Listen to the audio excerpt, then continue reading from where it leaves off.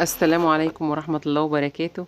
كل سنة وانتم طيبين. بمناسبة عيد الأضحى إن شاء الله هنعمل مع بعض النهاردة طاجن بامية باللحمة الضاني. سهلة جدا وهتعجبكم إن شاء الله.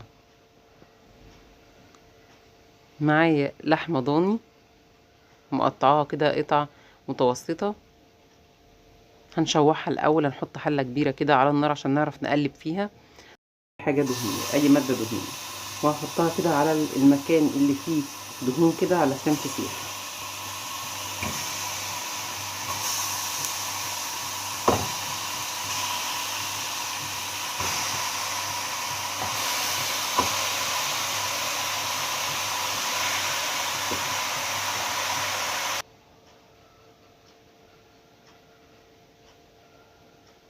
هنشوح فيها كده شوية لحد ما لو نزلت اي سوائل او اي حاجة تنشف تاني.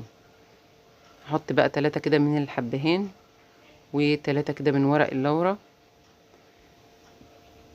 وشوية كده من الفلفل الاسود، شوية من الكمون عشان البامية طبعا بنحب نحط لها كمون، يبقى طعمها حلو جدا كده بالكمون والفلفل يعني.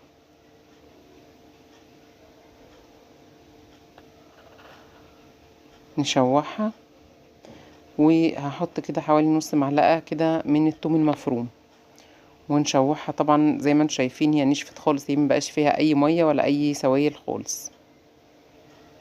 هحط دلوقتي البصل، حوالي كده بصلاية كبيرة او بصلتين متوسطين،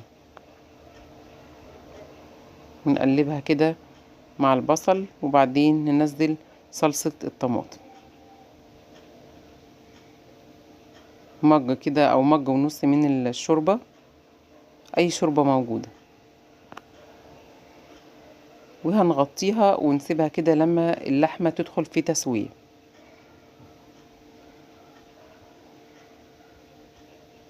اللحمة كده خدت وقت التسوية تمام، بس يعني مش مستوية 100%، ناقصة شوية لان لسه هنحط لها البامية. ظبطنا الملح وبعدين هنحط البامية، يعني على ما تاخد كده البامية تستوي يكون اللحمة كده 100%. هنقلبها كده ونحط لها مج كده من المية المغلية ونغطيها ونسيبها لما البامية تدخل في سوا، يعني 75% كده تسوية بالنسبة للبامية.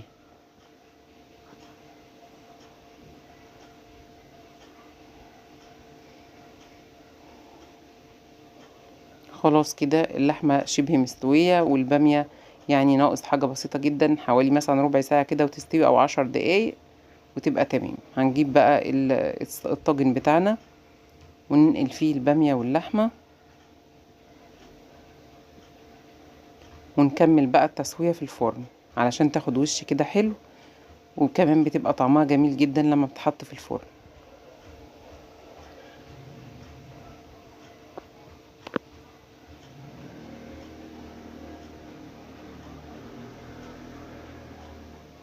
حط لها كده بقى قرنين فلفل او 3 زي ما انتوا حابين.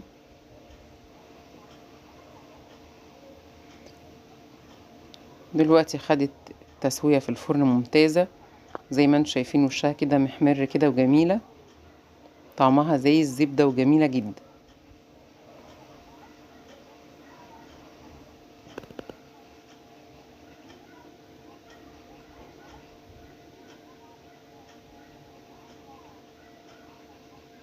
حلوة جدا، واللحمة طرية وجميلة جميلة جميلة، طعمها هيعجبكم جدا وبألف هنا وشفا.